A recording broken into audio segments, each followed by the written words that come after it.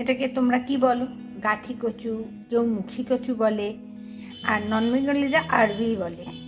আজকে আমি এটার ভর্তা বানাবো। এর সেদ্ধ করে চোকলা ছাড়িয়ে রেখে দিয়েছি। রসুন আর লঙ্কাকে থেতো করে রেখেছি। কড়াইতে এবার তেল দেবো, সর্ষের তেল একটু বেশি করে।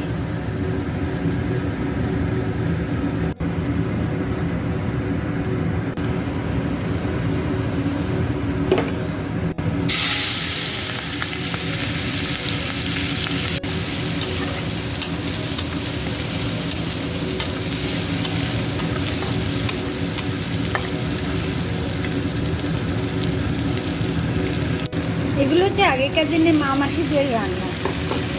উপকরণও কম লাগতো আর সময়ও কম লাগতো, অথচ খেতে এত সুস্বাদু যে এই দিয়েই কিন্তু এক থালা ভাত এমনিই খাওয়া হয়ে যায়।